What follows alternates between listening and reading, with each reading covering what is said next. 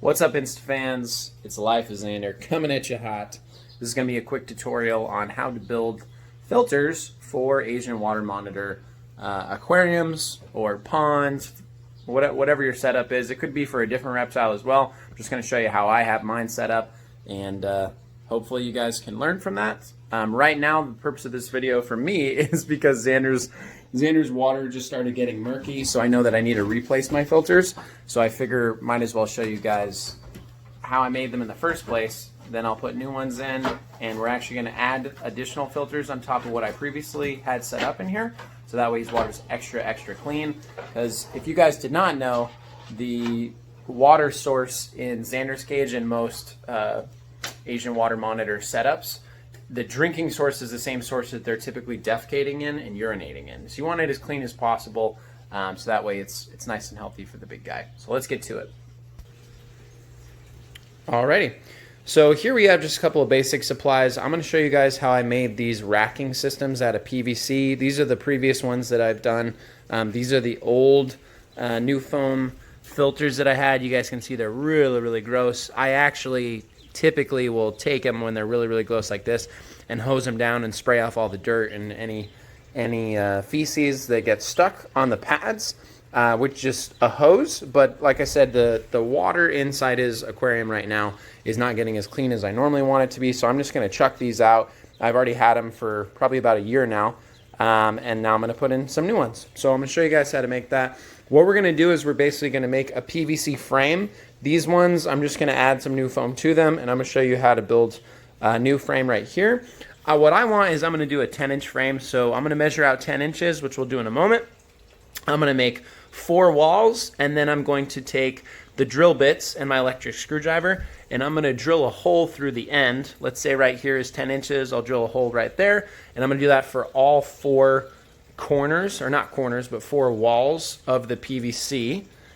And then I'm going to use the zip ties to tie them together if you guys have limited supplies. Now, PVC is very affordable. It's very cheap stuff to use. Doesn't matter what size that you use. This is like a ½ inch right here. This is a 1-inch PVC. You can absolutely use elbows and T-sections and plus sections to get that set up. It doesn't matter how it looks. It matters that it's secure. For me, just right now, to show you guys one very cheap way to do it, we're just going to use zip ties. So let's go ahead and jump to it. Okay, so I just measured out. I decided to do 12 inches, measured out increments of 12. Now we're going to go ahead and cut it. Now you can obviously use a hand saw. I'm just going to use an electric little saw real quick, and then we'll go ahead and drill a hole. Okay, so we just cut the pieces. Like I said, these are 12 inches each. Now we're going to go ahead and drill the holes. We're going to drill a hole right here. Boom, goes all the way through. Another one right here. There, and the last 2. Boom. Let's do it. Okay, so we just drilled the first hole. Hopefully you guys, let's see if we, trying to get it to focus. There we go. You guys can see that the first hole went through, so now we're going to go ahead and do the rest. Okay, so now we have our PVC drilled. Bam. We're simply going to take a zip tie from one to the next, and we're going to set it up like a square. Like I said, these are 12 inches each, so we're simply going to go in one hole, out the other, in one, out the other, zip tie, one here, one here, one here, and then we're all set. All right, so here's our PVC setup. We have the square perfectly made, our little frame, and we got it all zip tied on all the corners. So let's go to the next step, which is putting the foam on. All right, guys, so next I took a Sharpie, I outlined our little frame. Now we're going to go ahead and cut this out. Okay, so next step is we're just going to take the scissors. We're going to stab a hole through the foam in these 4 corners, and then we will do some final zip ties to attach the foam to the PVC. So this is the final step for the filter. You guys can see that I have the zip ties on here now. No matter what, when you do this type of filter, you're going to have to use the zip ties. You can't do the entire thing with PVC because you have to have a way to attach the foam to the PVC piping, and one of these corners is not going to do that. So now what we're going to do is we're going to cut more foam. We're going to line up all 4 of these, and I'm going to use the remaining PVC to make 1 additional frame, and that way we'll have a total of five separate layers of filter as opposed to the rest of what we have in the blue box, which is bioballs and the, oh, I can't remember the name, charcoal pellets. And then I'll talk about this. Alrighty guys, so we just finished our 5 filter layers. Like I said, this is used by the PVC, the zip ties, and this fabric that we have called new foam. What we're going to do is we're going to stack all 5 of these guys. There we go. And I'm going to show you what we're going to do with them. So essentially, this is what it's going to look like. One layer to the next layer to the next layer. Now right now, I am cleaning this out before I place that in here. And the reason that I'm cleaning this out is if I look at, you can see all the bubbles going through, but to be honest, there's quite a bit of gunk that's just down at the bottom. So to give you an example, if I go slide this over, look how much crap comes up through the tube. This is just, you know, really broken down. Probably most of it, if I had to bet, is feces and substrate in Zander's cage. It's just been chilling at the bottom of his filter, which is no bueno. This is definitely adding to the fact that it's not clean on the inside. You know, we're getting, it's kind of murky. It's kind of nasty. So that's why we're using this little, I think it's called a turbo snake, which siphons out the water, and it sucks up all the crap that's built up down here. You can see how much cleaner it's already getting. And my problem was, you know, because there's so many layers of filter that sit on top of this, and this is all at the very bottom, I didn't even realize how much crap had been building up over time. So that's why we're here right now. We're going to clean this entire thing. Here in just a second, I'm going to jump to the pieces that we have that go together, that stack on top of this. This will be completely cleaned out, and I'll show you guys how the rest of this stuff out here works. Alrighty, so what we're going to do is we're going to take all of these pieces that we have chilling behind me. We're also going to use the new filters that we just replaced, and we're going to start placing everything in here. Just to show you guys this first, let me turn this around. Bam.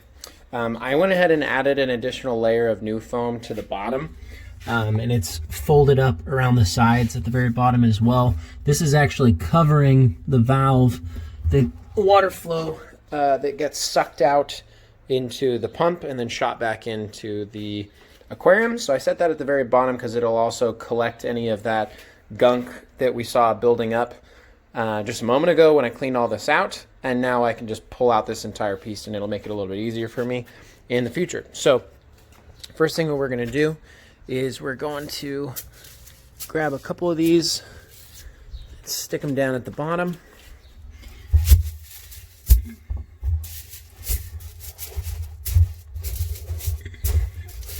And they're probably, I don't know if there's any particular way that works best when you're spreading these charcoal pellets out, but I always just try to spread them out where they're even.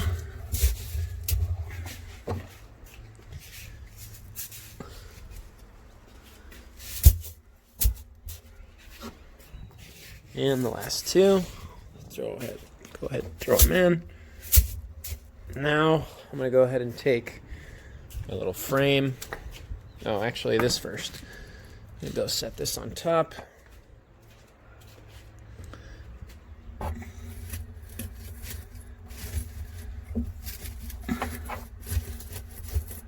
There we go. Now we're going to take this, we're going to put it inside. It's going to sit on top of the frame that we just set up. And it's not like perfectly level, it doesn't really matter. We're going to take our bio balls, we're going to set that inside, because this is where all the water is going to fall down. We got more bio balls. Put it in here. Kind of just spread them out. Good to go. Now we're going to add this little separator. And this is what's going to be the level that we set all of our new filters on top of. So same thing, we're just going to grab all the filters. Nothing special. Just going to set it down.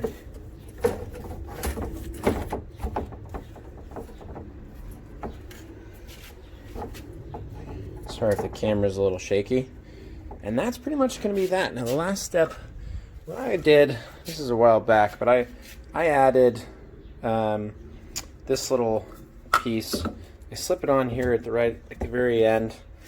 And I did this just so the water would not just come straight out. It would also come out on the sides a little bit, just to mix it up a tad. I'm just moving this just a little bit.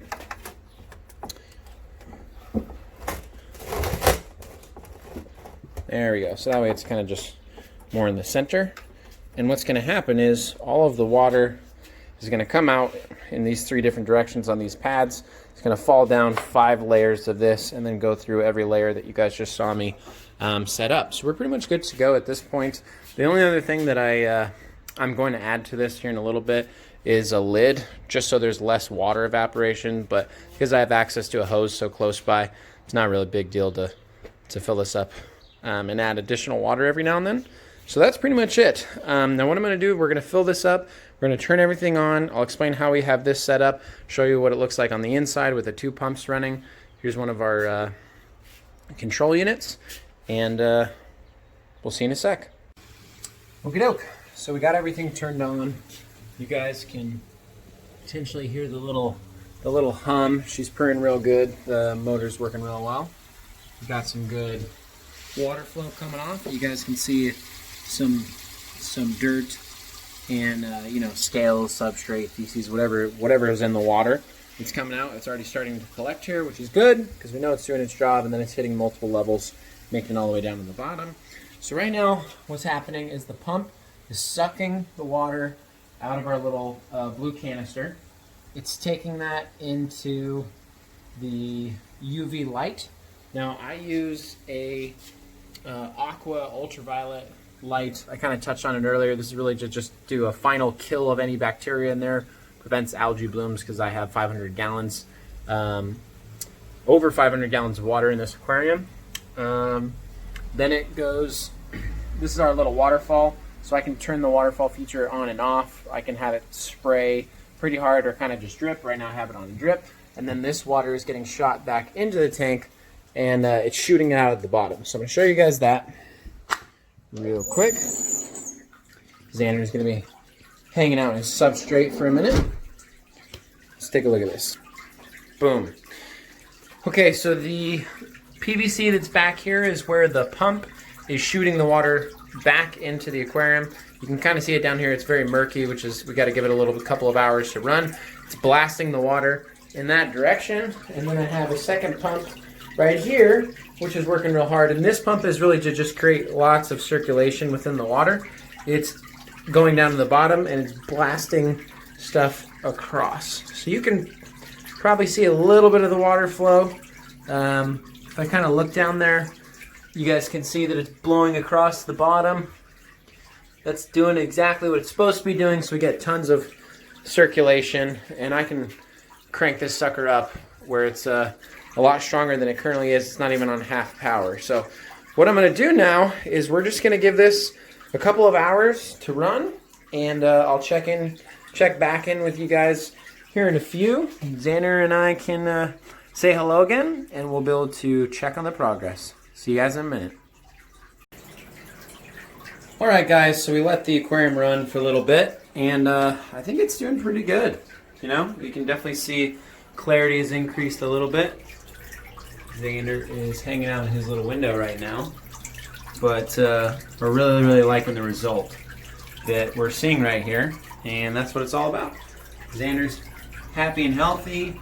He's got exactly what he wants as far as clean water goes, and one little step at a time to make the dragon a happy, healthy monitor. So we really appreciate all the lizard love, guys. If you have any questions about this type of build and setup that we've done. We're more than happy to help. Hope you guys have a wonderful day. We'll see y'all in the next video.